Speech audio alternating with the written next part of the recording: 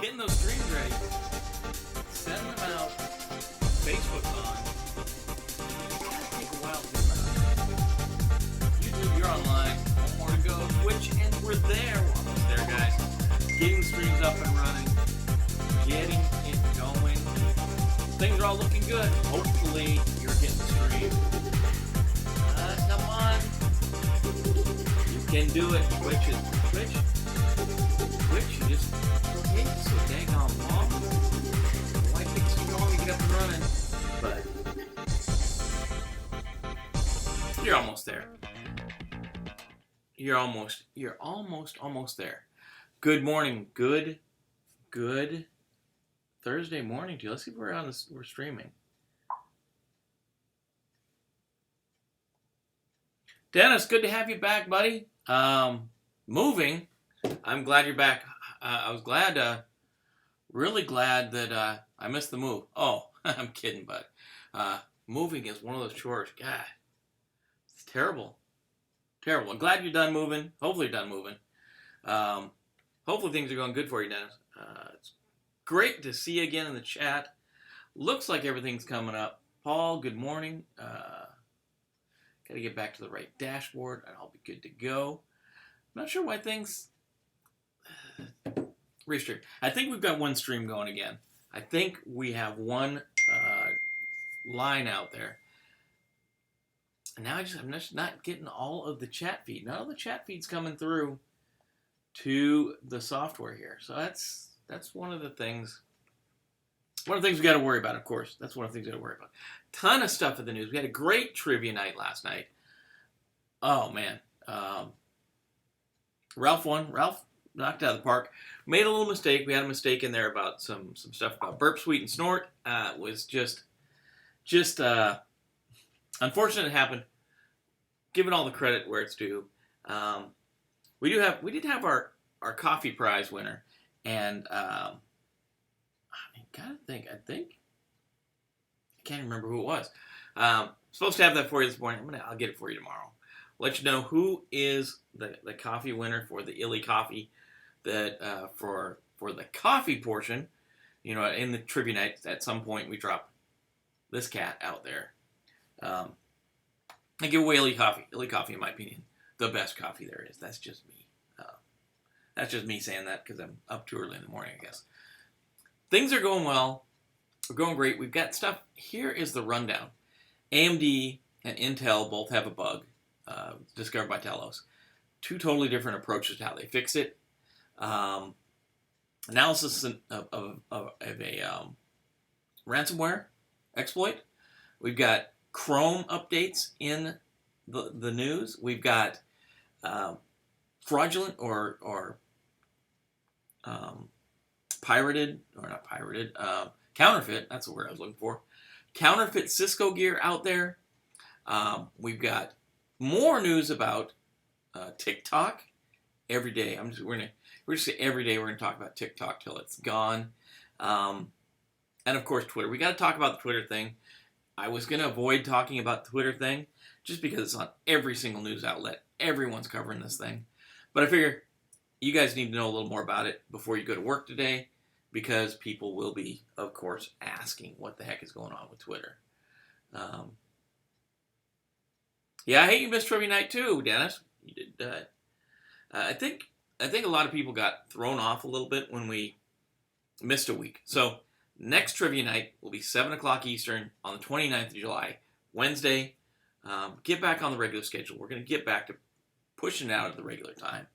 That's just the easiest way to make sure people don't miss it. So we missed a week. That kind of threw people off, but we had a good showing last night. Good group of people. We had a new round that is called Without My Glasses, where things were missing from our picture, things were distorted, things were blurred. You had to figure out what it was. It was a good round. We had a round on clouds security. We had a round on Wi-Fi. We had our potpourri round, and we had hacker tools last night. Were the 5 rounds, 50 questions. Great time. Had a couple beers because that's what we do. It's Wednesday. Just enjoying the day. So hopefully you guys are enjoying the day. There is so much to talk about. Yeah. Alex, I don't know if Alex is on now, but man, Mike, you got drugged through the mud. Alex was saying you were scared to come out. I told him you're probably working. I figured you're probably working. But Alex, you have to give him a bad time. I think Alex will be on this morning. And Twitch, I think out on Twitch today, it's probably, I don't know if it's Alex. We've got a couple people that follow on Twitch, but I don't know if it's Alex or not this morning. Our Illy coffee is wrapped up in a Cowboy Bebop cup. Good little show if you're watching anime. I'm not totally into anime, but it's a good run. That's a good run. So let's throw the intro out here. Let's do our little intro. Then we'll jump into it. If we have time, I want to show you this new portal battery we picked up. I'm going to do some review of it, going to do some rundown of it, let you know if it works or not, or if it's not worth your time. So let's throw the intro, and then we're back for the news.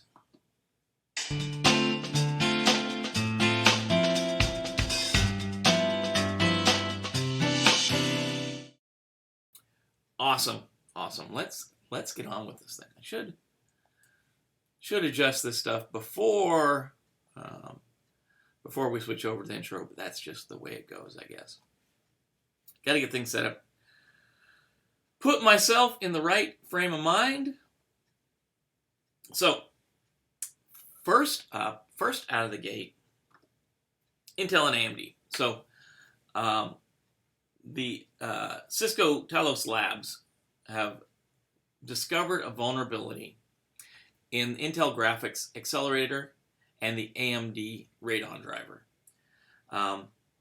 Essentially, you can pass this thing a misformed shadow shading file. I'm going to say shadow shading file, and it operates out of parameters, and it can allow the attacker to escape from a VM into the host machine. Kind of a big deal if you're using virtualization on your host, on your especially if you're using it to do any type of like evaluating a file to see if it's malicious, or just kind of any analysis, or maybe even running pen tools on your virtual machine. Obviously, it's a bad thing. So if they can exploit a guest machine on a host virtualized machine, then they'll be able to escape the guest and get into the host, which we don't want. Of course, we don't want them to do that. The reason they want to do that is to hopefully exploit the main box you have, not exploit the virtualization or the virtualized box you have.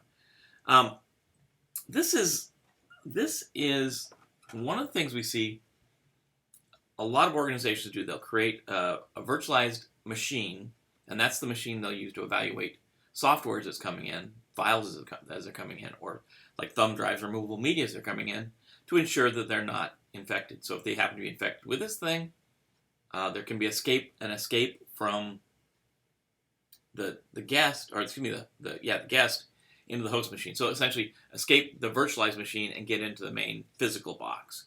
Not a good thing. It's bad in a number of ways. The worst way, I think, and you guys can all check out the article in the show notes. The worst thing I think about this is the way that the two companies handled this thing. Let me see, where is that? Where's my update on this thing? So Microsoft has pushed a patch out with Patch Tuesday, and the patch for Patch Tuesday is going to disable this, and then they're going to remove the feature altogether. But the thing that I think is important here is these two companies that essentially they're building apples to apples here. AMD and Intel both building chips. They're both widely used in the IT environment. AMD went ahead and issued patches. They created a CVE for it, but Intel has declined to issue its own updates or address the vulnerabilities at all. They're not even issuing a CVE, nothing like that. So AMD has gone forward. AMD is got a CVE out. There's a patch in Microsoft Windows that's going to help prevent this. It's going to disable it for now and then remove it in the future, in future patch states. Just strange to see these two companies that could address this, and just one is just failing to, no CVE, no patch, no comment on it. And Tello states in this article that you can obviously check out. They use their formal disclosure process to disclose this to both AMD, Microsoft, well, both AMD, Microsoft, and Intel. Microsoft and AMD all acted on this. Microsoft sent a patch up to disable it. AMD created a fix for it, and Intel just turned a blind eye. Not, in my mind, not a good thing. There's Alex. Alex, I told Mike what you were saying last night. Said he got a little frightened off. I don't know. It was a good night last night, though, I think. So that's what's going on with this one. If you hear about it, that's what's going on. I'm not sure what Intel was thinking, what they've got going. Maybe they're just overworked. Ransomware this morning, we'll talk about this Sodinikibi, however you say this thing. And there's a big write-up in the show notes about this, but really taking a look at ransomware. And this is from, obviously, give you some warning, this is from Panda Security. So at the end, they're going to do a big pitch for Panda Security products, Panda antivirus, Panda malware, that kind of stuff. John Dyson. He did. Yeah, John did fairly well, but Ralph took the cake last night. He took it home. Alex came in second last night. Not a bad showing. There were some hard questions in there. There's some hard ones. So, nice. Good morning. Good morning. The main feature of ransomware is encrypting your files and getting money. That's the ransom portion of it. But this article talks about, and it's really an evaluation of ransomware in general. They talk about this Sodinikibi. Well, I can't even say about that one. But it's really an overview of ransomware in general. So it starts out as ransomware, and we're just locking up files, and we're asking for money to get the files unlocked. And whether you get them unlocked or not is debatable, because sometimes even after paying the ransom, you're not getting it back. And the other name for the one they're talking about is R-Evil. I'm just going to call it R-Evil because I can't really pronounce the whole thing. So they're talking here about, the big thing they talk about is R-Evil established a practice today of divulging confidential or compromised information. And that's one of the things we saw with Maze. Maze was the first one to do this. Maze is, like I've said in the past, Maze is organized. It's an organized group of people. They function as an organization. They have developers. They have release folks. They have press folks. They have all kinds of stuff going on there. And they were the first ones to release the stolen data. So essentially, they break into a system somehow. They get into a system through phishing, through an exploit, through somehow malware. They get on a system and they lock your files up. They encrypt them. So you have to, you got to pay the money to get them back. Maze was the first one to say, well, if you don't get them back, we've got copies of all your files. We'll just post them online. Another thing. Now, the big thing about this R-Evil, they use that. They use the ability to evade ransomware. That's one of the big things with this thing, is it has some logic that helps evade ransomware. So this thing, being able to do that is a big step forward. And then another thing this thing does is they not only launch this malware, this ransomware on their own organization, but they also have a service. So they're calling it RAAS, ransomware as a service, because everything's as a service, like we said last night, Alex. Pizza as a service, that kind of stuff. It's bad. So we've got the initial encryption of files. Maze went ahead and started publishing the files. We've got invasion of malware protection, and now we got ransomware as a service. So we had a bunch of comments. Got to catch up. Question about ransomware. Once you get owned, what are some ways to recover? D-Nice, some of these things, unfortunately, there just is no way, at least as far as I know. There, in some of these ways, the encryption is strong enough that there's no way to unlock your own data. And that's some of the problem is, whether you pay the ransomware or not, sometimes you just don't get your data back. It's locked up. So you want to have some type of backup system. So the only way really to protect yourself is to prevent the activity from happening, and then have a immutable backup, some type of backup that is offline. So the problem is, we saw yesterday, some ransomware goes after your SMB shares. So if you have an SMB share you've been backing your stuff up to, maybe every day you do a daily backup. Apple's great for that. They've got the time vault or time machine, whatever they call it. Every day it send a file out there. Maybe you're sending something to Google on the cloud. But if it's seen as a local drive, or you can get to it through SMB, a lot of these ransomware actors will lock those up too. They'll encrypt those drives as well. They'll encrypt anything they can get to, they're going to encrypt. If they can get a hold of it, they're going to encrypt it. And sometimes those remote shares are what they go after first. So if you don't pay the ransom, a lot of times you're not going to get your stuff back, unless it's like put out in public. Reinstall from backup. Anything to do with the registry to try to resolve it. It's really not. It's not in the registry, and because this is equally as impactful to Windows as it is to Linux. Doesn't matter what platform you're running. If they can get on your system and encrypt your files, that's what they're going to do.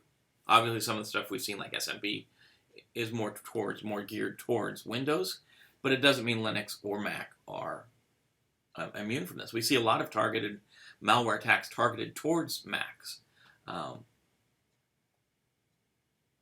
Good backups, yeah, Mike. Good backups, good offline backups is the only way.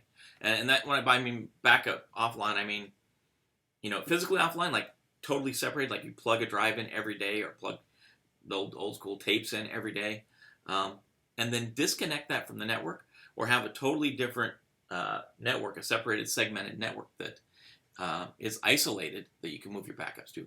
If there's a network connection, there's the ability to encrypt your backup files too. And that's what most of them are going to do. They're going to encrypt your backup files. So you're right, Mike. The only way is good backups. Good backups. Some more stuff out here. Yeah, unless the key can be recovered, you can't. If you get the key, you're golden. Most of these folks aren't going to let you get the key. They're out in Moscow somewhere. Just in some cases, they are. In some cases, they're not always. Even if you do pay the ransom, no way of knowing you'll actually get your stuff back. Don't pay them. Yeah, I think most of the trend now is, even if you do pay them, you're not going to get them back. You're not going to get your junk back. And that's good. It's a good write-up. This talks about our evil, but it does talk about Maze. It talks about some of the other big ransomwares. Maze is the one I'm worried about. I'm worried more about Maze as an organization than any of these other individual ransomware actors. Just because of what they're doing. They're trying to create this cartel of ransomware players. And I don't know how it's going to all shake out, how it's going to work in the end. But if they can get everyone playing this ransomware game, or if they get enough of the people playing this ransomware game, it's going to be bad for everyone. So yeah, Mike, you're exactly 1,000% right. Good backups, immutable backups that are stored offline or in a protected location somewhere. Once your box is owned, some of the ways they're going to do, they're going to try to phish a user. They're trying to use a worm, Trojan, a virus, something like that to get on your system. However they get on the system, especially when they elevate their privileges, anything you have access to, they're going to try to lock up. So that's just the way of the world with these guys. So we have to watch out for them. Great question, D-Nice. Great responses, Mike. Awesome. Right on track. That's the way we got to make sure that we all know what's going on. Big thing is, I would go out and bet that most of your friends, family, and a lot of your coworkers don't know anything about this ransomware, don't know anything about what this stuff does. when they click on that zip file that comes down, and they open it up, and it starts encrypting their drives, it's a little too late to learn about it then. That's just the name of this game. So, ransomware, it's huge, man. It's in the survey we saw the other day, it was only at 13% of the attack. I think it's growing. I think it is the thing to watch this year coming up. I think in the next couple of years, ransomware is just going to be exploding more than it already has. Chrome's doing the right thing. Chrome is out updating. Chrome 84 is out. That's the new version. It's the most stable release. It's just been released to the stable area. A ton of good features in this thing. The biggest one for me is it's got a better pop-up blocker. And it's pop-up blocking. It's blocking pop-ups from known malicious sites. So sites we know that are out there that are not even, I wouldn't even say malicious. They're known to be spammy, and I think that's the term they even use in this article from ZDNet. If they're known to be spammy, it's going to block a lot of the pop-ups and stuff. So some of the big changes in this thing, in the Chrome UI, has user-facing features and stuff, and a lot of stuff underneath, a lot of API stuff going on. So in the article, ZDNet says, in this release, we have a new web OTP, or one-time password API, a new animations control system in form of the new web animations API, a few fundamental features such as wake lock API and idle detection API, and the context indexing API application programming interface, of course. So furthermore, Chrome 84 also is the first Chrome release that blocks notification pop-ups on websites that are known to abuse this feature. The feature has already been shipped with Firefox last year. It has a rundown of each of the features. Some of them are really nice. Like they borrowed a feature from Apple. The one-time password can automatically be imported into Chrome now. So when you get that one-time password, it can automatically be brought in. You don't have to copy and paste it as you had to sometimes in the past.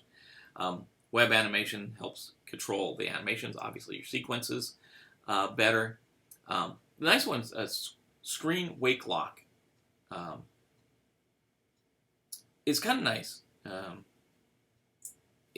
name is weird, but essentially it keeps your screen on your mobile device. If you're using Chrome on your mobile device to display something like GPS or a ticket, like barcode for a ticket, or a recipe, it prevents the screen from automatically dimming. And we've seen that, if you're following a recipe or you're trying to hold your ticket up for going into a ball game or a concert, sometimes that screen will dim, and you gotta get it going again. Touch it or move it around to get it bright again. So that's one of the things this API allows a developer to be able to say, this content should not dim, so that the website won't dim. Obviously, that's a hit on your battery if that happens. Idle detection is put in place for your battery. So if it detects the lack of interaction with the keyboard, mouse, or phone screen, the screensaver becomes active and the phone gets locked, just to save on battery power. And the indexing API is used for offline content. It helps improve the offline experience. But the biggest thing here is no more notification spam. Chrome 84 is also the first Chrome version where notification pop-ups on some sites with a spammy reputation are now hidden by default. Notification pop-ups on these sites are now hidden under the icon in the Chrome URL bar. So you can read more about this stuff, and you can read more about all the APIs, as well as links to even more information about the APIs in the article in the show notes. If you're interested about Chrome, I think the biggest thing is that blocking pop-ups. They get terrible. It's awful now. Some of these block pop-ups are awful. Cisco's in the limelight today, and it's not because anything they did. It's because, again, we found counterfeit Cisco switches. So to look at these things, the article has a good illustration of one of the indications that your Cisco switch is fake. It'd be hard to tell if you have one Cisco switch. It'd be hard to tell these things. One, that the numbers are white instead of light gray. The other one, the triangles for showing which port is active or not, are a little misshapen, and the color's a little brighter. It's be hard to tell if you have a real one and a fake one sitting side by side. I think if they're racked together, you'd be able to tell which one is fake and which one is not, just by the difference between them. That's the biggest physical indicator. In this case, it doesn't look there's too much malware on these things. It looks like someone was trying to build really good counterfeit versions of Cisco devices to make money. The F-Secure folks that discovered this, when they applied the patch to update this thing, it broke the switch. It stopped working. So then they started looking at it, and they found out that it was counterfeit. So go on to say, security departments can't afford to ignore hardware that's been tampered with or modified, which is why we need to investigate any counterfeits that they've been tricked into using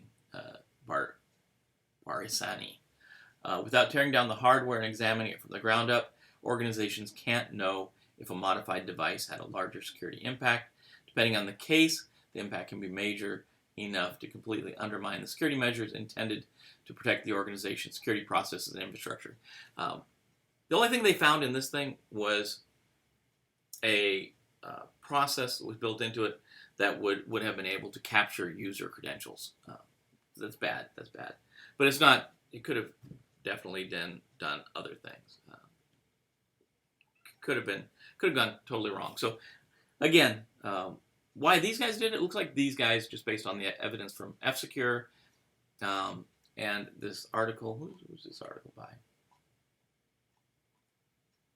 HelpNet Security. They're just trying to make money. They're just making a knockoff of a Cisco switch to make money. So it's designed, switch it.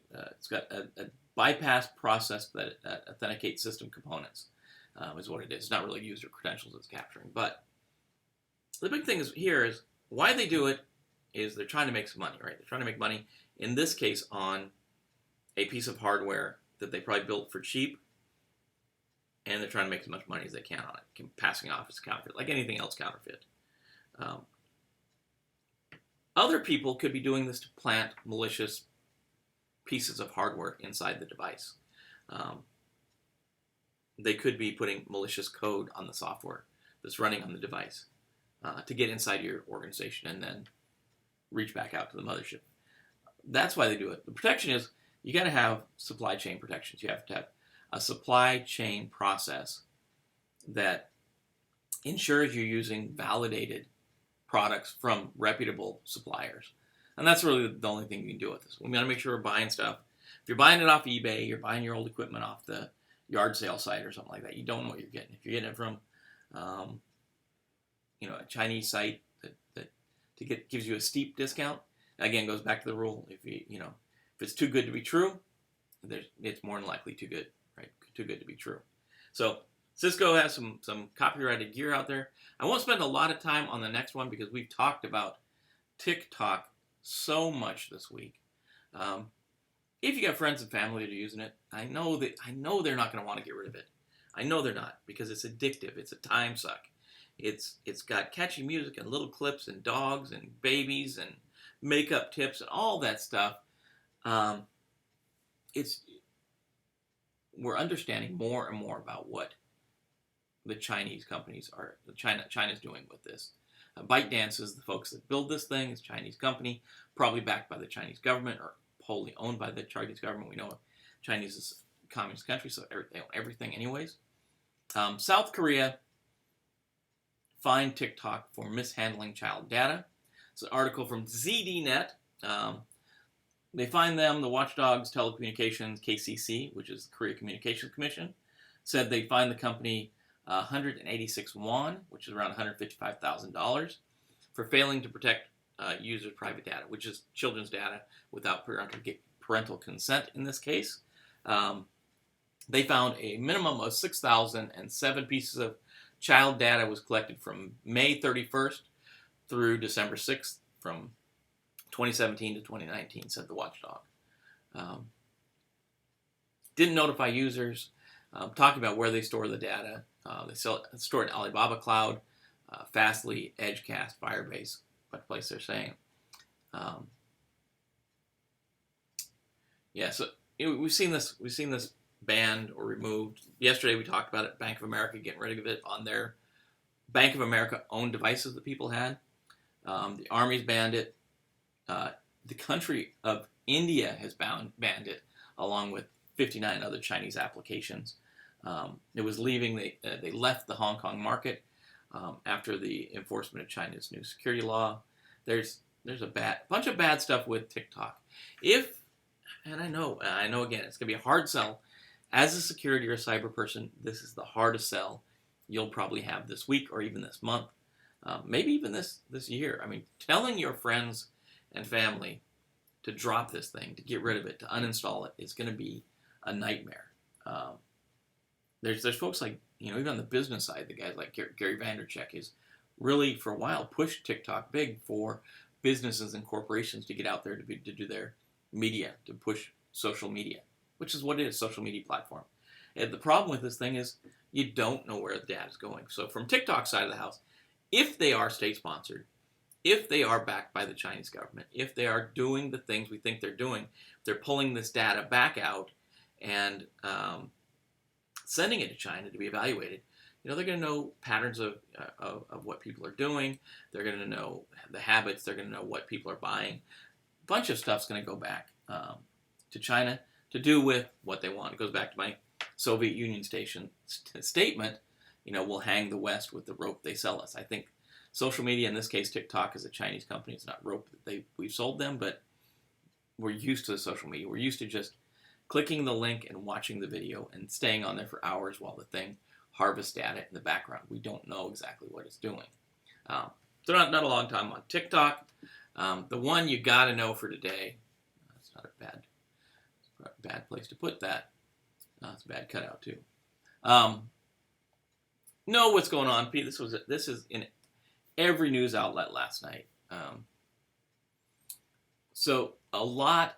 The big things is an administrator account was hacked on Twitter. That gave the attacker access to an administrative tool that allowed that person or that group to take over a number of Twitter accounts, a lot of Twitter accounts. Joe Biden, Elon Musk, Apple, Kim Kardashian, Kim Kardashian West, excuse me. Yeah. And a ton of other people, Bill Gates, Barack Obama, Jeff Bezos, they were all compromised. And not because of a phishing attack against them, not because of spear phishing or social anything like that. It was access to this administrative interface.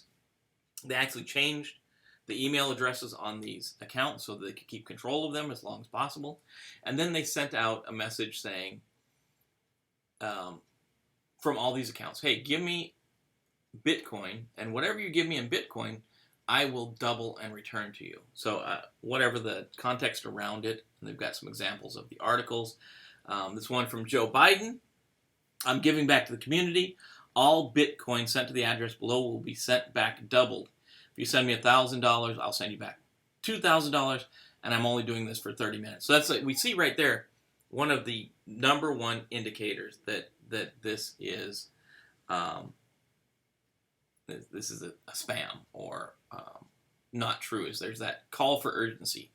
I'm only doing this for 30 minutes. You got to do it in 30 minutes. And you think, if you got a Twitter or a tweet from someone that like this about sending money in, you would think it would be I'm not going to do it. It seems kind of fishy.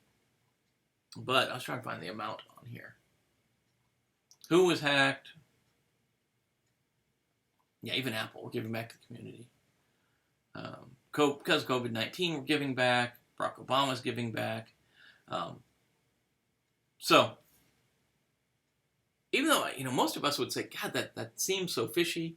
That doesn't seem right.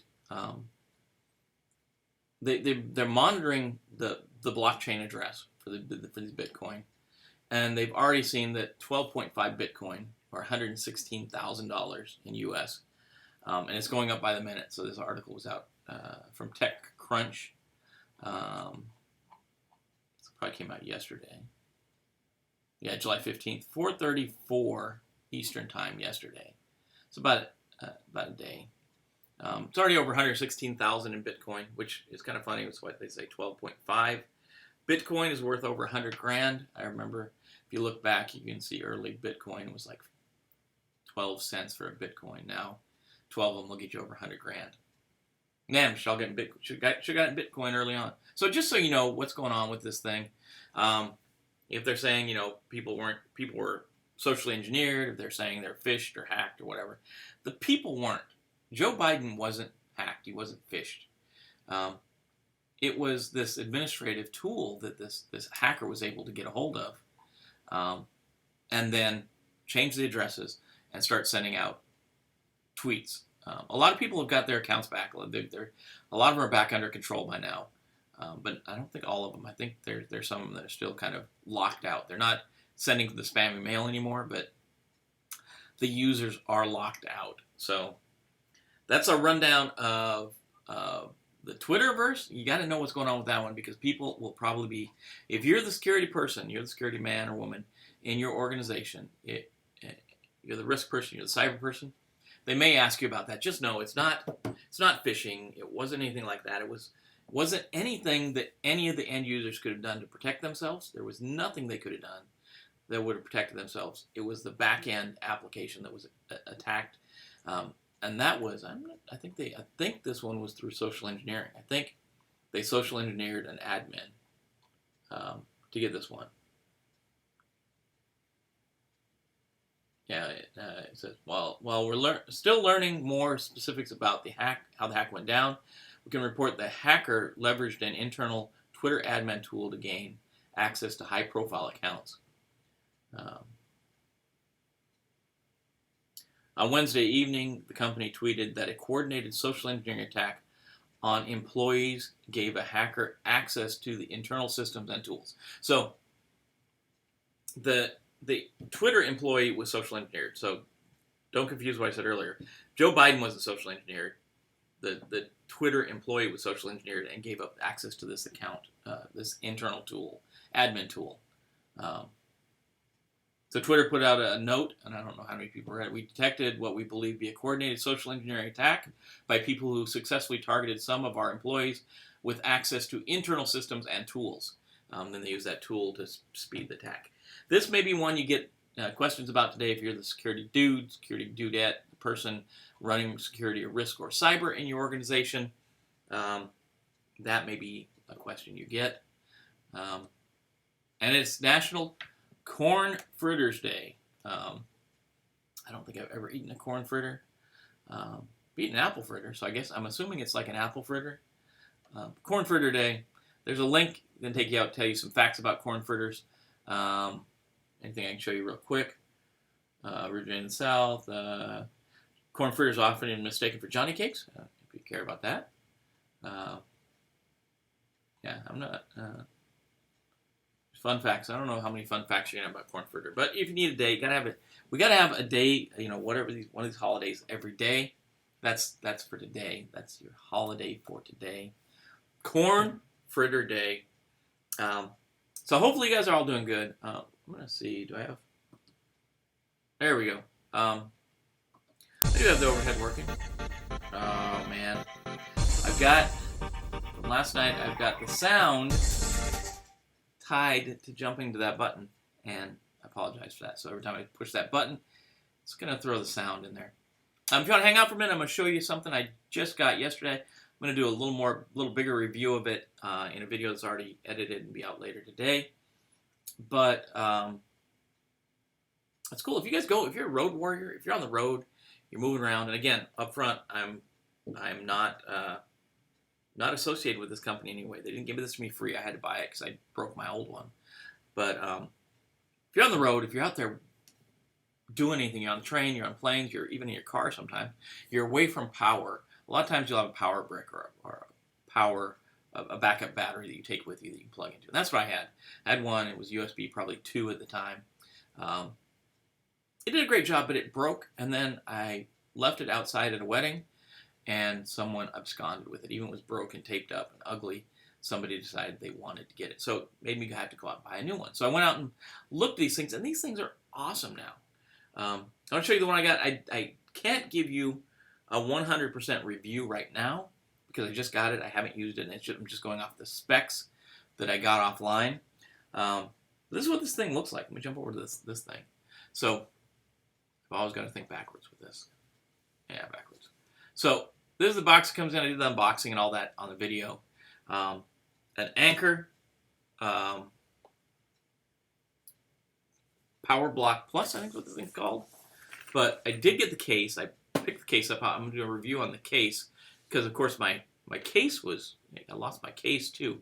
This thing is awesome. It's that semi-hard-sided stuff, like suitcases are made of, and it's got a ton more storage than I used to have. So this thing, if you look, it's got like some cabling space there. Over on the other side, there's place for different cables and your adapters and junk like that. It's got a deep pocket here. You can put something on this side. And then on this side is the important stuff. Over here is the battery pack, and this is this Anchor thing. It's like Power Block Plus or something like that. It's a little bigger. It's a little bit heavier than my old one. It's got a nice little display here. It tells you how much power you have. But the biggest thing is on the end. If you look at the end of this thing, it's got 2 USB 3 ports, and those are 15 watt. But importantly is on the other side, there's a USB-C connector that's 45 watts. And this thing will charge turn it the right way, I guess. This thing will charge your iPhone 6 times. It'll charge your Galaxy 6 times. But it'll charge an XPS 13 or a MacBook 13 in about one time. So you have enough power to recharge your laptop with this thing, which I think is pretty incredible. So if you got that XPS 13 with the USB-C connector, I've got an HP with a USB-C connector. I'm going to see how long it takes to charge that thing, how much I get out of it. So 6 phones you can charge with a full charge, and 1.1 laptops you can charge. Again, the USB 3 side is 15 watts. Man, I gotta think backwards on this whole thing. I'm just gonna leave it alone. USB 3 side, 15 watts, a separate channel, 45 watts on the other side, 60 watts total in this thing. It's got some weight to it. It does have some weight to it. It comes with this crazy bag. It comes with a high-speed USB block that you can charge this thing in 3 hours, they say. I don't know if that's true or not. And it obviously comes with a USB-C to USB-C cable, which is cool. So, here comes your music. Sorry about this, guys. Let me turn it off.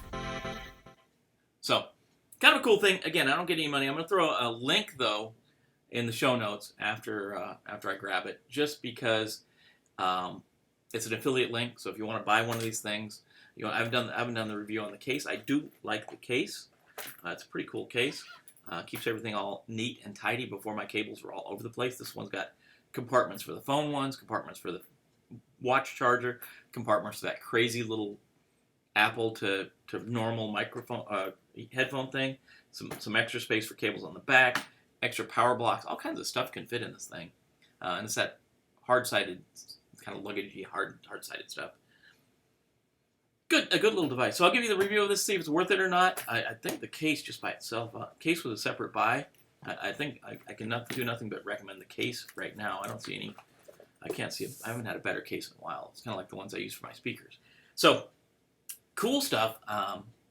Hopefully you're doing good. I think Mike may have had a drop off. I don't know if you're out there, Mike. So I'm gonna throw your catchphrase out there. Go get some today. If you haven't yet, I lost my mouse. If you haven't yet, hit that subscribe button over there. Hit the bell to be notified. Like the video if you would. It helps our rankings and the logarithm and all that analytical stuff. Helps us get better views. Comment below. We always love to hear what you have to say. And share with your friends if you can. I'd appreciate it. But other than that, I thank you guys for your input today. Love to hear from you. Make sure there's no more comments hanging out over here. I guess we'll see you tomorrow. Go get some today. Be safe out there. Do good things, and we'll talk tomorrow. Sign out for now.